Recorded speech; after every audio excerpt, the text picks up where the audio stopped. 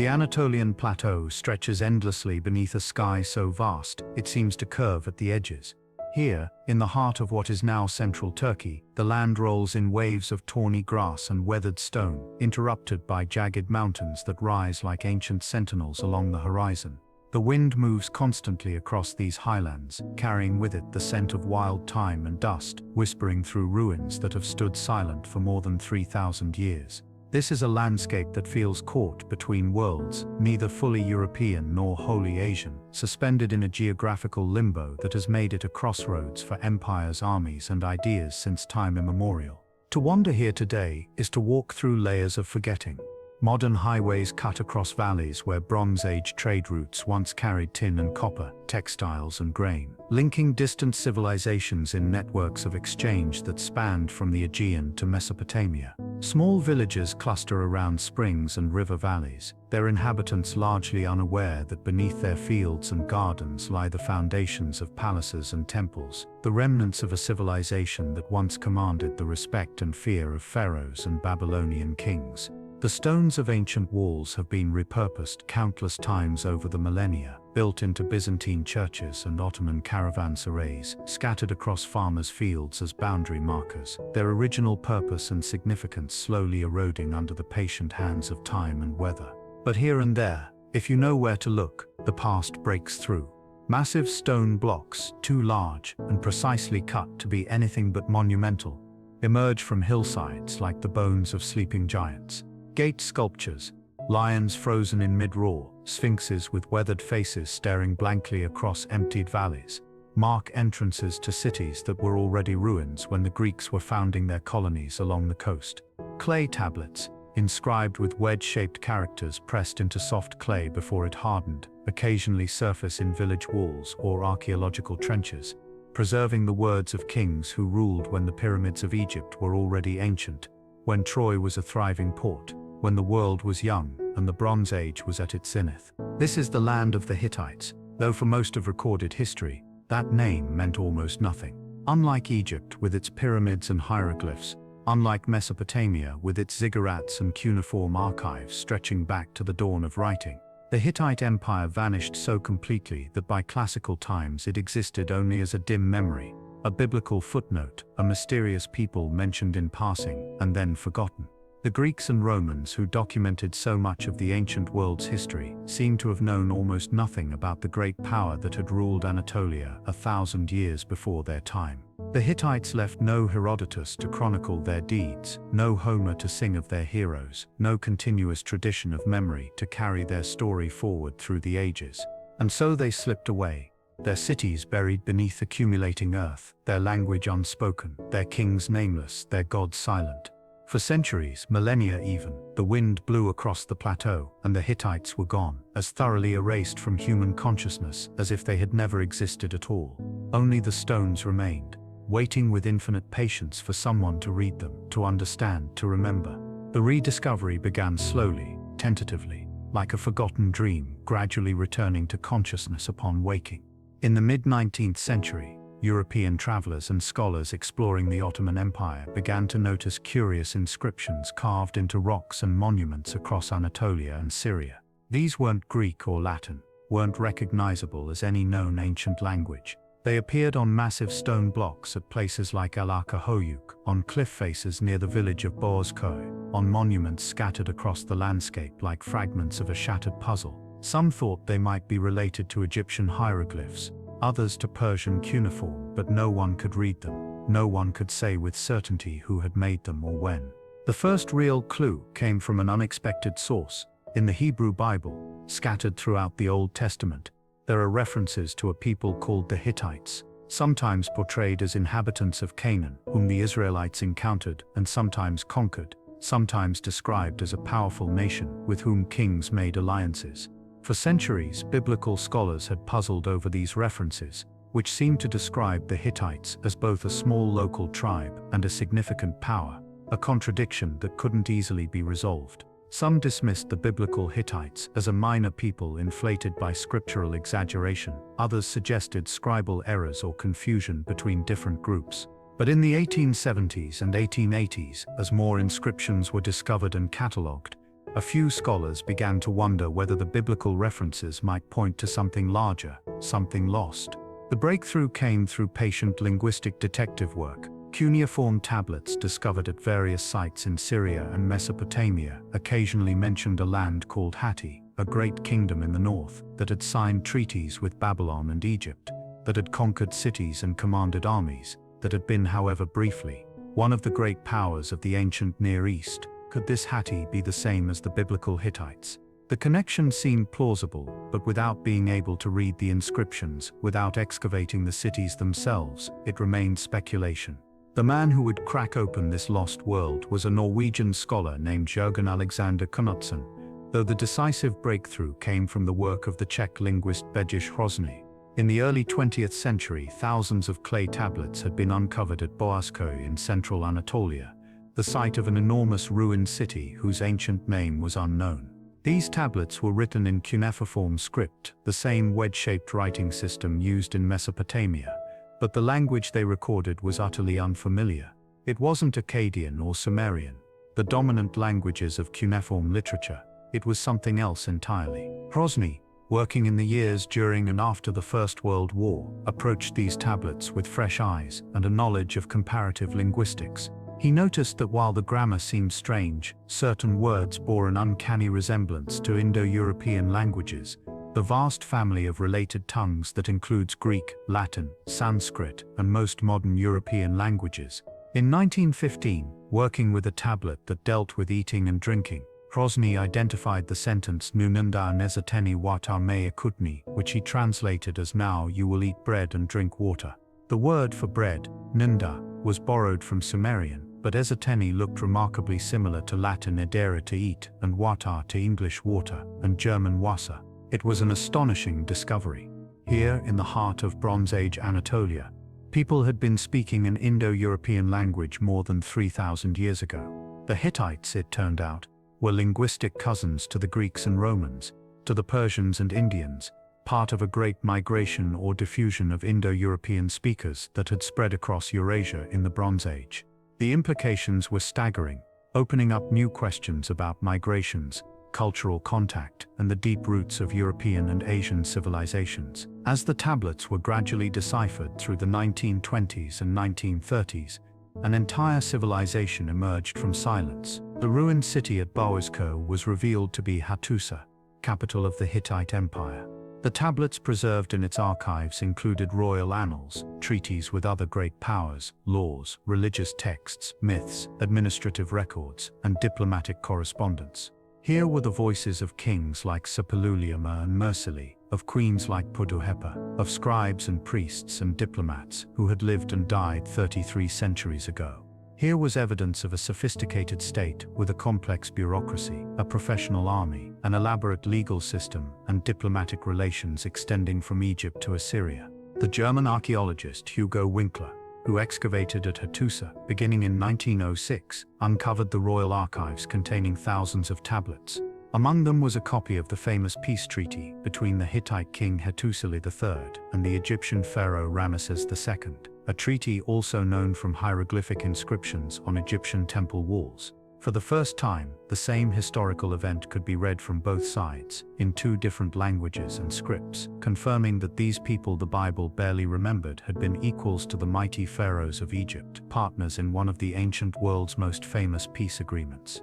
The excavations continued through the 20th century, interrupted by wars and political upheavals, but gradually revealing more of Hattusa and other Hittite sites. The great fortification walls emerged from the earth, cyclopean constructions of massive limestone blocks fitted together without mortar.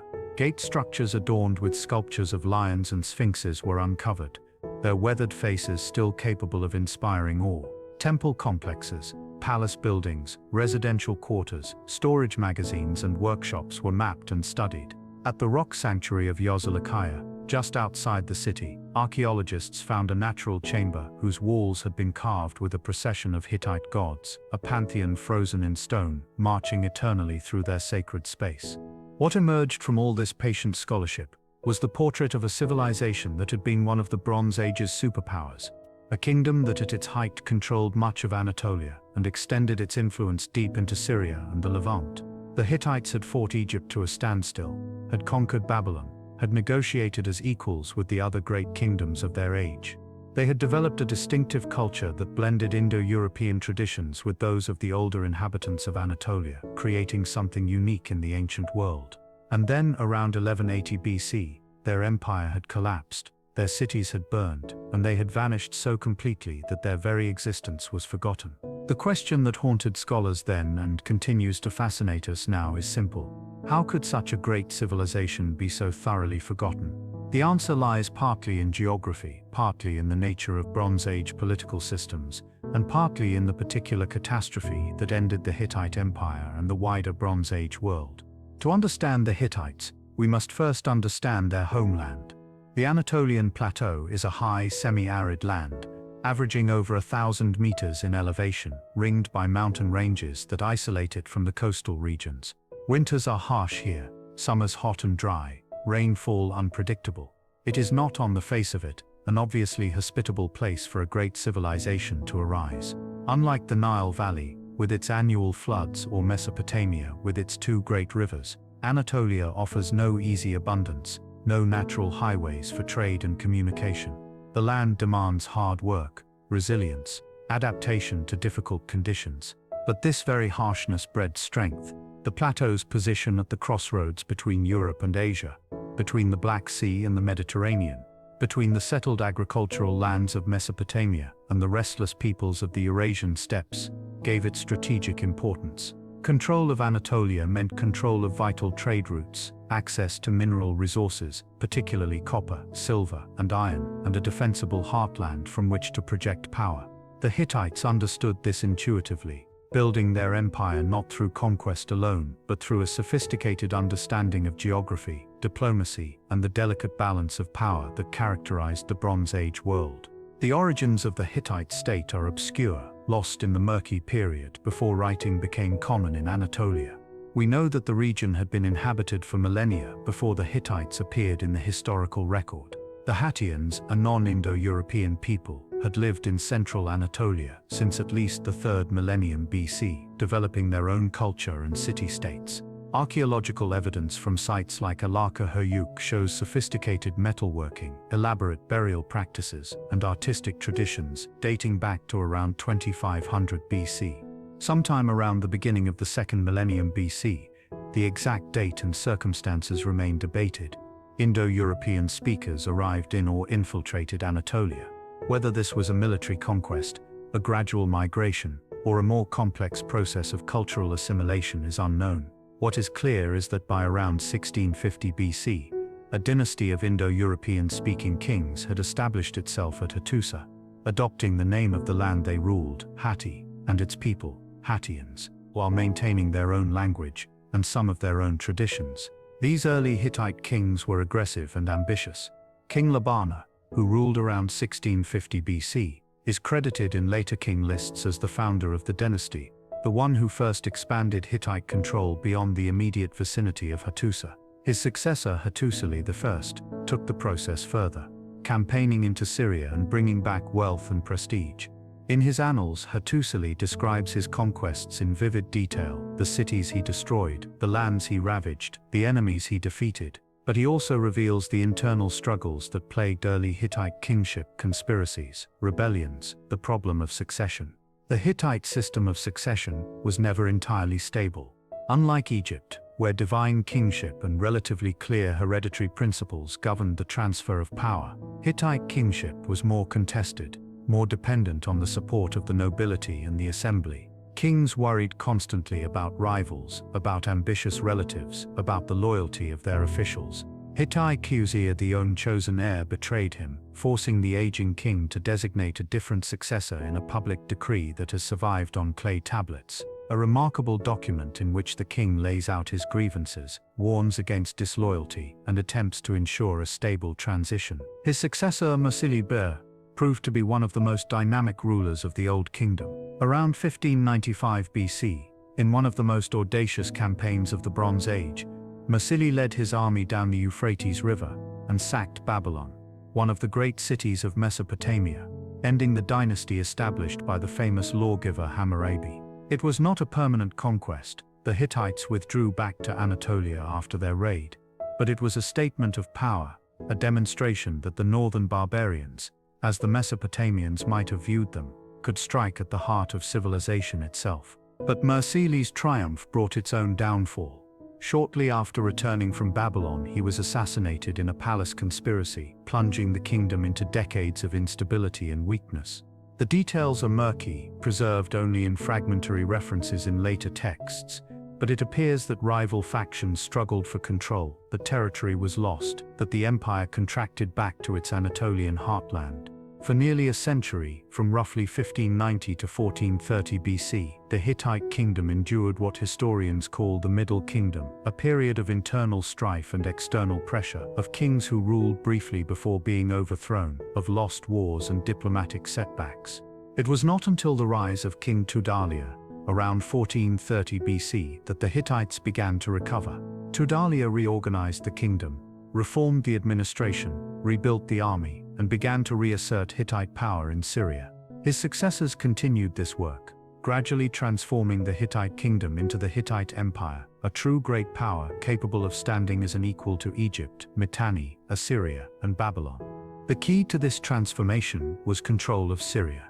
The wealthy cities of northern Syria, places like Aleppo, Carchemish, and Ugarit, sat astride vital trade routes connecting Mesopotamia to the Mediterranean, Anatolia to Egypt. Whoever controlled Syria controlled immense wealth in the form of trade taxes, tribute, and access to luxury goods. But Syria was contested space, claimed by multiple powers, a chessboard on which the great kings of the Bronze Age maneuvered for advantage. The greatest of the Hittite conquerors was Suppiluliuma, who ruled from approximately 1344 to 1322 BC. He transformed the Hittite kingdom into an empire through a series of brilliant campaigns and diplomatic maneuvers that gave the Hittites control of most of Syria and made them the dominant power in the region. Suppiluliuma's reign represents the Hittite Empire at its zenith, a period of military success, diplomatic sophistication, and cultural achievement. Suppiluliuma understood that conquest alone was not enough. Cities had to be governed, territories had to be administered, rivals had to be neutralized or co-opted. He developed a system of vassal kingdoms, placing his own sons and loyal nobles on the thrones of conquered territories, binding them to Hattusa through elaborate treaties that specified their obligations, defined their privileges, and invoked the gods as witnesses and guarantors. These treaties, hundreds of which have survived on clay tablets, represent one of the most sophisticated diplomatic systems of the ancient world. A typical treaty would begin with a historical prologue, recounting the relationship between the Hittite king and the vassal or his predecessors, emphasizing the benefits the Hittite king had bestowed, the protection he had provided, the favors he had granted. Then would come the stipulations, the vassal's obligations to provide military support, to allow Hittite merchants free passage, to pay tribute, to harbor no fugitives from Hittite justice, to make no independent alliances with other powers. The treaty would invoke long lists of gods, Hittite gods, Syrian gods, Mesopotamian gods, as witnesses, promising divine punishment for anyone who violated the agreement. Finally, instructions would be given for the treaty's preservation and periodic public reading, ensuring that its terms would not be forgotten. These treaties reveal a world of intricate diplomacy, where power was exercised as much through negotiation and ritual as through military force. Suppiluliuma could be ruthless when necessary. He destroyed rebellious cities, executed disloyal vassals, crushed resistance with overwhelming force. But he also understood the value of mercy, of calculated generosity, of presenting himself as a legitimate overlord rather than merely a foreign conqueror. His most famous diplomatic coup came in the aftermath of the death of the Egyptian pharaoh Tutankhamun. According to Hittite records, the young pharaoh's widow, identified in Hittite texts as Dakamunzu, a rendering of the Egyptian title king's wife, sent messengers to Suppiluliuma with an extraordinary request. She had no sons, she claimed, and the Egyptian nobles were pressing her to marry one of them. But she did not want to marry a commoner.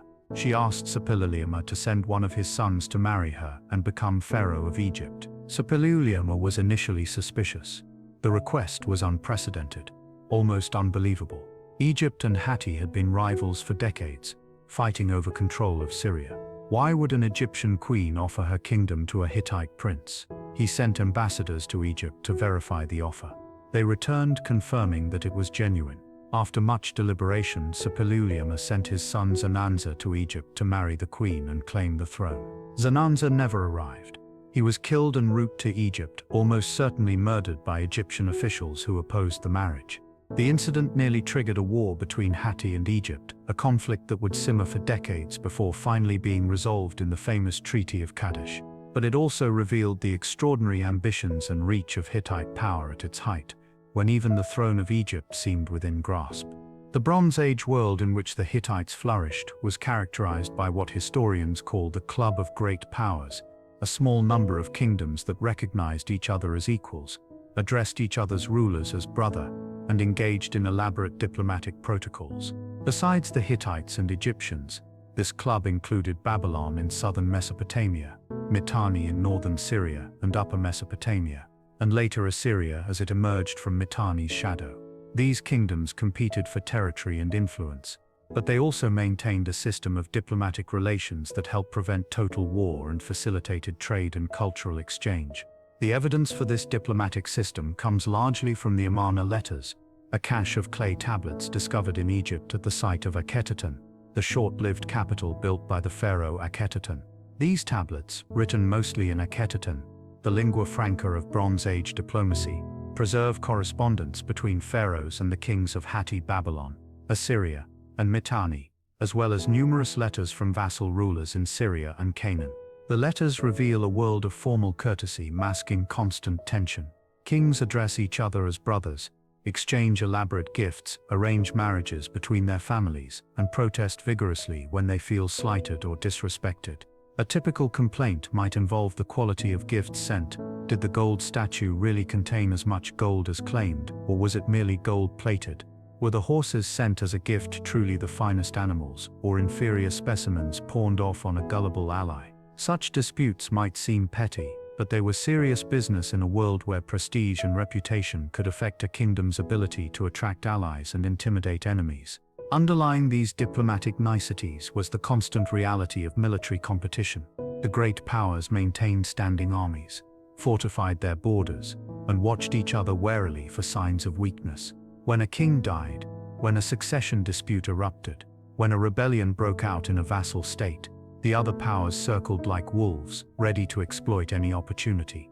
This is the context in which we must understand the Battle of Kadesh, the most famous military engagement in Hittite history, and one of the best documented battles of the ancient world. In 1274 BC, the Hittite king Muwatalli II faced the Egyptian pharaoh Ramesses II near the city of Kadesh in Syria, on the banks of the Orontes River. The battle was the culmination of decades of rivalry over control of Syria, a showdown between two of the Bronze Age's mightiest empires. The story, as preserved in Egyptian and Hittite sources, begins with Ramesses's march north into Syria at the head of a large army, determined to reclaim territories that had fallen under Hittite control during the previous decades. Ramesses commanded 4 divisions, named after Egyptian gods: Amun, Ra, Ptah, and Seth, totaling perhaps 15,000 men. Muwatalli assembled an even larger force, drawing on troops from vassal kingdoms across his empire, perhaps as many as 20,000 soldiers, along with a formidable chariot force. The two armies converged on Kadesh, a strategic city controlling important crossings of the Orontes River. What happened next is described in vivid detail in Egyptian sources, particularly the poem of Pentor and the Bulletin, both inscribed on temple walls at Thebes, Karnak, Luxor, and Abu Simbel, and more tersely in Hittite records. According to the Egyptian version, Ramesses was deceived by Hittite spies posing as deserters, who told him that Muwatalli and his army were still far to the north, near Aleppo. Believing this false intelligence, Ramesses pushed ahead rapidly with only the Amun division, camping near Kadesh, while the other divisions were still strung out along the march route. It was a fatal mistake. The Hittite army was actually concealed nearby, and Muwatalli launched a surprise attack on the division of Ras as it approached the camp, throwing it into chaos and threatening to overwhelm Ramesses's position. The Egyptian accounts describe Ramesses personally rallying his troops in a desperate counterattack, fighting heroically to save his army from annihilation. He calls on the god Amun for help, and divine intervention supposedly turns the tide. In reality, it was probably the timely arrival of Egyptian reinforcements, either the other divisions or a separate force called the Nerin, that saved the situation. The Hittite attack was blunted, and fighting continued inconclusively until both sides withdrew. Ramesses returned to Egypt and proclaimed a great victory, immortalizing the battle in temple reliefs and texts that portrayed him as a heroic warrior king who had single-handedly defeated the Hittite horde. The inscriptions show him in his chariot, bow drawn, trampling enemies beneath his horse's hooves, while cowering Hittites flee in terror. It is powerful propaganda, some of the most impressive royal self-promotion in Egyptian history. But the Hittite sources tell a different story, or at least imply one. A fragmentary text known as the Deeds of Suppiluliuma suggests that Muwatalli prevented Ramesses from taking Kadesh and forced him to withdraw. More tellingly, Kadesh remained under Hittite control after the battle, as did most of Syria. If Ramesses had won the decisive victory he claimed, it is difficult to explain why he failed to achieve his strategic objectives. The truth probably lies somewhere between the two versions. The battle was likely a tactical draw, with heavy casualties on both sides but no clear victor. Ramesses may have fought bravely and extricated his army from a dangerous situation, but he failed to capture Kadesh or dislodge the Hittites from Syria. Muwatalli may have inflicted significant damage on the Egyptian army and held the field, but he failed to destroy Ramesses's forces or drive Egypt from the region entirely. What matters more than the battle's tactical outcome is its strategic aftermath. For years after Kadesh, Egypt and Hatti remained locked in competition over Syria, neither able to gain a decisive advantage. Meanwhile, new threats were emerging. Assyria, long overshadowed by Mitanni and then absorbed into the Hittite sphere, was beginning to reassert itself as an independent power. In the west, troubles were brewing among the Aegean peoples who would eventually contribute to the collapse of the Bronze Age world. Faced with these pressures, Egypt and Hatti gradually moved toward accommodation. Around 1259 BC, King Hattusili III of Hatti and Ramesses II concluded a formal peace treaty, ending decades of conflict and establishing a defensive alliance against common enemies. The treaty text has survived in both Egyptian hieroglyphic and Hittite cuneiform versions, allowing us to read one of the oldest international peace agreements in history. The treaty is a remarkable document, carefully balanced to satisfy both parties' need for prestige while establishing practical arrangements for peace. It begins by affirming that the two great kings are brothers, equals in status and dignity. It establishes a mutual non-aggression pact. Neither will attack the other's territory. It provides for mutual defense. If either kingdom is attacked by a third party, the other will send military assistance. It includes provisions for extradition of fugitives and refugees, ensuring that neither kingdom becomes a haven for the other's criminals or political dissidents. And it invokes thousands of gods, Egyptian and Hittite alike, as witnesses and guarantors, calling down divine punishment on whoever breaks the agreement. The treaty was sealed with royal marriages. Ramesses married at least 2 Hittite princesses, daughters of Hattusili III, cementing the alliance through family ties. Diplomatic correspondence between the two courts, preserved in cuneiform tablets, shows a warm relationship developing between Ramesses and Hattusili, and between their queens. The two kings exchanged gifts, shared medical knowledge, and consulted each other on matters of state. The alliance would endure for the rest of both men's lives and beyond, lasting until the collapse of the Hittite Empire 40 years later. While military and diplomatic history often dominates discussions of the Hittites, their religious and cultural life was equally sophisticated, and in many ways more fascinating. The Hittites worshipped what they called the 1,000 gods, a vast pantheon that included deities of Indo-European, Hattian, Hurrian, Mesopotamian, and Syrian origin. Rather than replacing the gods of conquered peoples, the Hittites tended to absorb them, creating an ever-expanding divine bureaucracy that mirrored their earthly empire. At the head of this pantheon stood the storm god, the chief deity of the Hittites, whose Hittite name was Tarhan, though he was often identified with the Hurrian storm god Teshub. He was depicted as a bearded warrior carrying a thunderbolt and an axe, standing on mountains or riding in a chariot drawn by bulls, controlling the weather that could bring life-giving rain or devastating storms. Beside him stood the sun goddess of Arinna, the most important female deity, protector of the Hittite king and queen, whose cult center was at the city of Arinna, whose exact location remains unknown. These and hundreds of other gods required constant attention, elaborate rituals, festivals, sacrifices, prayers.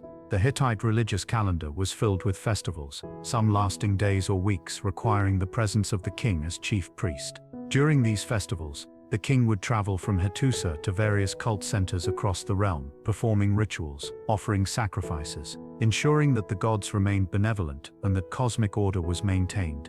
The Hittites believed that the gods were active participants in their world, that they required feeding through sacrifices, that they could be pleased or angered by human actions, that they could intervene in human affairs or withdraw their support. When things went wrong, when plagues struck, when crops failed, when wars were lost, the Hittites looked for religious causes. Had a ritual been performed incorrectly? Had a god been neglected? Had someone committed a sin that brought divine punishment? One of the most moving documents from Hittite archives is a series of prayers composed by King Masili II in response to a plague that devastated his kingdom. The plague had begun during his father's reign and continued for years, killing vast numbers of people. Masili, desperate to understand why this calamity had befallen his kingdom, composed prayers to the gods, asking what sin had been committed and how it could be atoned for. Through divination, he learned that his father Suppiluliuma had violated a treaty with Egypt by allowing his son Zenanza to be murdered without seeking proper justice, and had also violated agreements with a neighboring state. Masili confessed these sins on behalf of his father, offered sacrifices, and pleaded for the gods to lift the plague. Whether his prayers were effective, we cannot know, but the documents reveal a deeply religious culture that saw divine will in every aspect of life. The Hittites also developed a rich mythological tradition, drawing on sources from across their multicultural empire. One of their most famous myths is the story of the disappearing god Telepinu. In this tale, the god Telepinu becomes angry and disappears, taking with him all fertility and growth. Crops wither, animals cease to breed, humans and gods alike face starvation. The gods search desperately for Telepinu, sending out various animals to find him. Finally, a bee discovers him sleeping in a meadow and stings him awake. But rather than solving the problem, this only makes Telepinu angrier, and he goes on a rampage. Only through elaborate ritual and magical incantations can the gods finally appease Telepinu and persuade him to return, restoring fertility to the world. The myth probably reflects ancient concerns about agricultural cycles, the mystery of why crops sometimes fail, the fear that the gods might abandon humanity. But it also reveals something about Hittite religion, the sense that even the gods could be temperamental, that maintaining cosmic order required constant effort and attention, that the relationship between gods and humans was one of mutual dependence rather than simple domination. At Yazilikaya, the rock sanctuary near Hattusa, we can still see visual representation of this divine world. The natural chambers in the rock have been carved with processions of gods marching in relief along the walls. In the main chamber, two processions converge, male gods proceeding from one direction, female gods from the other, meeting in the center where the storm god and the sun goddess stand on the backs of divine servants. The gods are depicted in Hurrian style, wearing tall conical hats, carrying weapons or symbols of their power, arranged in hierarchical order. It is a frozen moment of divine assembly, a permanent record of the celestial bureaucracy carved into living rock. The sanctuary was probably used for important royal rituals, perhaps including the funeral rites of kings. In a smaller chamber, a relief shows King Tudaliya IV, embraced by his protective deity, and the same king's cartouche appears multiple times. The walls are carved with a mysterious row of 12 gods marching in procession, possibly representing underworld deities or gods of the months. The exact purpose of these carvings remains debated, but their existence testifies to the importance of rock sanctuaries in Hittite religion, sacred spaces where the boundary between earth and the divine realm seemed thinner. Hittite society, as revealed through their law codes and administrative texts, was complex and surprisingly sophisticated. The Hittite laws, preserved in multiple copies and versions, cover a vast range of topics from murder and assault to property disputes, theft, agricultural regulations, and family law. What is striking about these laws, especially compared to other ancient legal codes like Hammurabi's, is their relative mildness and emphasis on restitution rather than retribution. Where Mesopotamian law codes often prescribed death or mutilation for offenses, Hittite law typically required payment of compensation. If a man killed another man's slave, he paid compensation to the owner. If he injured someone, he paid for medical treatment. Even murder might be settled through payment to the victim's family rather than execution, though this depended on circumstances and social status. The principle seems to have been restoring balance and compensating loss rather than exacting revenge. The laws also reveal details about daily life and social structure. We learn about different classes of people: free citizens, dependent laborers, slaves, and how their status affected legal proceedings. We learn about marriage customs, divorce procedures, inheritance rights. Women in Hittite society had certain protections under law. They could own property, could initiate divorce under some circumstances, and their consent was required for marriage. This doesn't mean Hittite society was egalitarian. It was still a patriarchal, hierarchical world, but women were not entirely powerless. The laws regulate agricultural practices, setting prices for oxen and sheep, establishing rules for irrigation and land use, protecting crops from damage. They deal with sexual offenses, distinguishing between consensual and non-consensual acts, establishing different punishments based on the marital status and social rank of those involved. They address religious matters, prescribing death for anyone who steals cult objects or violates sacred spaces. They attempt to regulate the economy, setting maximum prices for various goods and services, though how effective such price controls were remains questionable. What emerges from these laws is a picture of a society trying to maintain order and fairness in a world of competing interests and constant potential for conflict. The state, embodied in the king and his officials, presented itself as guarantor of justice, protector of the weak, enforcer of proper behavior.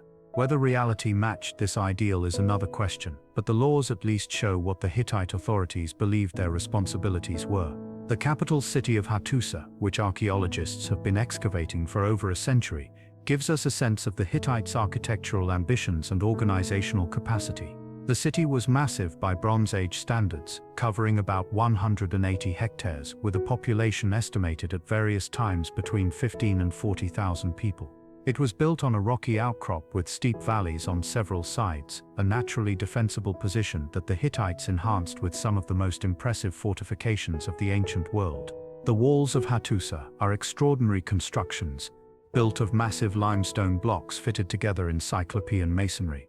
The lower courses use blocks weighing several tons each, laid without mortar in a style that seems designed as much to impress as to defend. These walls ran for approximately 6 kilometers around the city, studded with towers and pierced by gates. The best preserved of these gates, known as the Lion Gate, features 2 massive stone lions carved in relief flanking the entrance. Their mouths open in eternal roars, warning potential enemies of the power contained within. Another gate, the King's Gate, featured a relief carving of a god or warrior in profile, striding forward with spear and shield, an image so striking that it has become an iconic symbol of Hittite civilization. A third gate, the Sphinx Gate on the southern wall, was guarded by sphinx sculptures, creatures with human heads and lion bodies borrowed from Syrian and Egyptian iconography. These gates were not merely defensive structures but ideological statements, proclaiming the power, sophistication, and divine protection of the Hittite kings. Within the walls, the city was divided into distinct areas.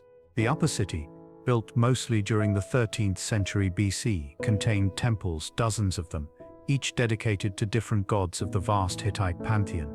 These temples followed a distinctive plan with a central courtyard, surrounded by storage rooms and smaller chambers, and an inner sanctuary where the cult statue of the deity resided. Some temples were enormous, covering thousands of square meters, requiring large staffs of priests, attendants, and workers.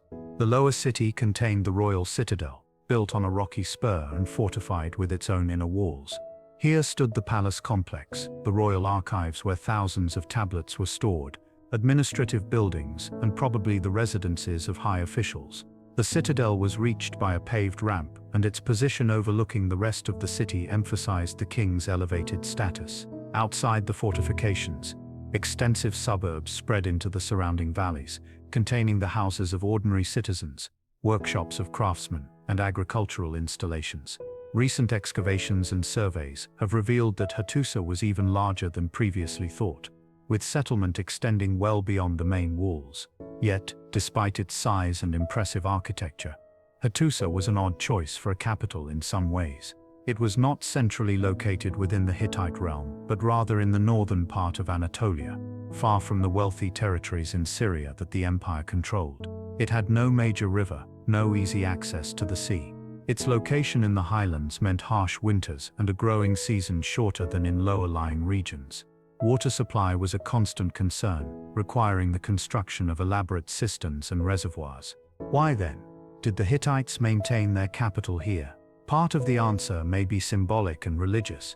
Hattusa had been an important city in the pre-Hittite Hattian period, and the Hittites may have felt that controlling this sacred site legitimized their rule.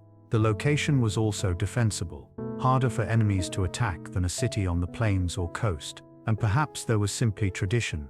Once established, the capital developed its own momentum, its temples and palaces, representing too great an investment to abandon. Other Hittite cities offer contrasting pictures of urban life. Sapanuwa, excavated in recent decades, appears to have served as a secondary capital or royal residence at certain periods, with its own archive of tablets and substantial administrative buildings. Alakahoyuk, one of the oldest sites in the region, continued to be occupied and rebuilt throughout the Hittite period. Its royal tombs from the pre-Hittite period testament to the ancient sanctity of the location. In Syria, the Hittites controlled or influenced numerous cities, each with its own character. Carchemish on the Euphrates became a Hittite royal seat, governed by a branch of the royal family. Ugarit on the Mediterranean coast, though nominally independent, was firmly within the Hittite sphere, its extensive archives revealing the complexities of Hittite imperial administration and the city's role in Mediterranean trade. Aleppo, one of the great cities of Syria, came under Hittite control during the empire period, its wealth and strategic position making it a prize worth fighting for. The Hittites were builders and engineers on a grand scale, but they were also pragmatists who adapted existing structures when convenient. At many sites, they built on top of earlier settlements, incorporating older fortifications, reusing earlier temples, creating a landscape of palimpsest where layers of occupation tell stories of continuity and change. Yet for all their achievements, for all their power and sophistication, the Hittite Empire was fragile in ways that would only become apparent in hindsight. The system of vassal states required constant management and military backing. Rebellions were common, requiring kings to campaign repeatedly to reassert control. The empire's wealth depended on maintaining control of trade routes and extracting tribute from subject territories. The religious and ideological foundations of kingship required constant reinforcement through ritual and display. And beneath these structural vulnerabilities lay deeper problems that would eventually contribute to the empire's collapse. Climate change appears to have brought increasing drought to the eastern Mediterranean in the late 13th century BC. Hittite texts from the final years of the empire speak of grain shortages, of desperate efforts to import food from Egypt and elsewhere, of famine threatening the kingdom.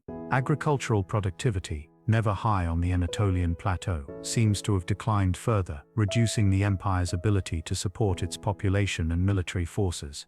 At the same time, pressures were building from multiple directions. Assyria was growing stronger, beginning to challenge Hittite control of territories in Syria and southeastern Anatolia. In the west, troubles were brewing in Anatolia itself, with rebellions and incursions by peoples the Hittites called the Kaska, hill tribes who had been a persistent thorn in the empire's side for centuries. And from across the Mediterranean, new threats were emerging, peoples that Egyptian sources would call the Sea Peoples, raiders and migrants, who were beginning to destabilize the entire eastern Mediterranean world. The end, when it came, was sudden and catastrophic. Sometime around 1180 BC, Hattusa was destroyed. Archaeological evidence shows that the city burned, that its buildings collapsed, that it was abandoned and never reoccupied on the same scale. The royal archives end abruptly, the last tablets concerned with desperate administrative measures to deal with food shortages and military threats. One final letter, written by the last king of Hatti, speaks of his father's death and his own precarious situation, of enemies closing in, of the need for urgent action, and then silence. What happened? The truth is, we don't know for certain. No ancient historian recorded the fall of Hattusa for posterity. We have only archaeological evidence of destruction, the sudden cessation of written records, and fragmentary clues from neighboring regions. The most likely scenario involves multiple converging factors rather than a single cause. The Sea Peoples, a term modern scholars use for various groups who appear in Egyptian and other sources around this time, were certainly part of the picture. These were not a unified invasion force, but rather multiple groups of displaced peoples, some migrating, some raiding, some seeking new lands to settle as their own homelands became unstable. Egyptian sources describe battles against the sea peoples, attacks on coastal cities, disruption of trade networks. Some of these groups may have attacked Hittite territories, contributing to the empire's collapse, but the sea peoples themselves were symptoms of a wider crisis rather than its sole cause.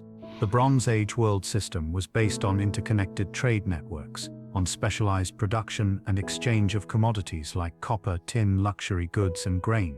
When parts of this network broke down, whether due to climate change, warfare, economic disruption, or political collapse, the effects cascaded throughout the system. Cities that depended on imported grain faced starvation. Kingdoms that needed imported tin to make bronze weapons and tools found their supply lines cut. The complex civilization of the Bronze Age required constant maintenance and coordination, and when that coordination broke down, collapse could be swift and total. Internal factors probably played a role as well. The Hittite succession system, never entirely stable, may have broken down in the final years, producing civil war or paralysis at a moment when strong leadership was desperately needed. The vassal system, held together by force and prestige, may have unraveled as the central government weakened, with subject territories seizing the opportunity to assert independence or switch allegiance to rising powers like Assyria. The combination of drought, famine, military pressure, economic disruption, and political instability proved too much. The empire collapsed, not in a single catastrophic event, but through a cascading series of failures. Cities were abandoned or destroyed. Trade networks dissolved, literacy became rare, populations declined or dispersed. Within a generation or two, the sophisticated civilization of the Hittite Empire had largely vanished, reduced to scattered remnants and fading memories. But the story doesn't end entirely with the empire's collapse. In southeastern Anatolia and northern Syria, a number of smaller states emerged in the aftermath, often called the Neo-Hittite kingdoms by modern scholars.